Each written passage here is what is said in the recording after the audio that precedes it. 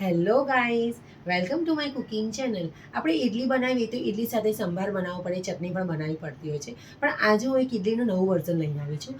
તે ઇડલીનો આપણે લંચ બોક્સમાં પણ આપી શકીએ છીએ, સાંજે ડિનરમાં પણ બનાવી શકાય છે અને સાંજે કોઈ જો છોટી મોટી ભૂખ હોય તો તેમાં પણ આપણે તે બનાવીને સર્વ કરી શકીએ છીએ. તો વિડીયોને અંત તક જરૂરથી જોશો. સૌપ્રથમ એક પેનમાં 2 ચમચી જેટલું તેલ એડ કરીશું. તેમાં પોણી ચમચી રાઈ એડ કરીશું. રાઈ ક્રેકલ થઈ જાય એટલે તેમાં અડધી ચમચી જીરું એડ કરીશું. એક સૂકું લાલ મરચું એડ કરીશું. અડધી ચમચી હિંગ એડ કરીશું. અડધો બાઉલ ટામેટાં એડ કરીશું ઝીણા સુધારેલા.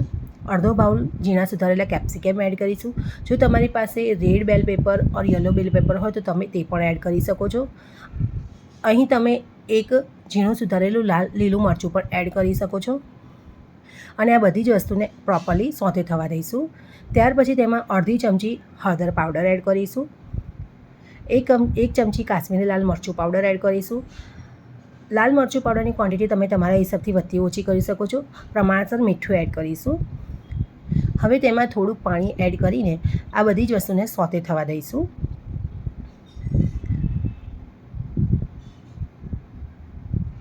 અહીં હું ધાણા જીરું પાવડર એડ કરવાનો રહી ગયો હતો તે તમે એડ કરી દેજો.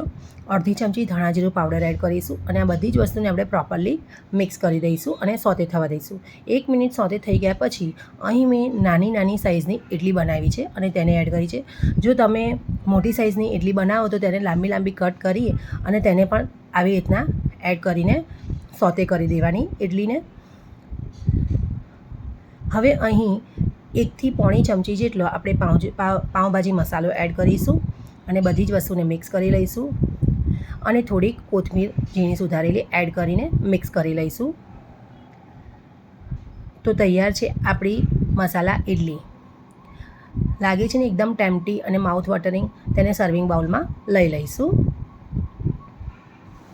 તો તૈયાર છે આપણી એકદમ ઇન્સ્ટન્ટ મસાલા અને ચટાકેદાર એવી idli. Let's taste this together.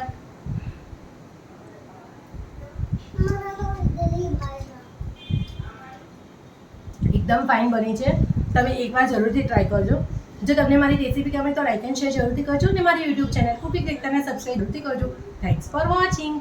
By.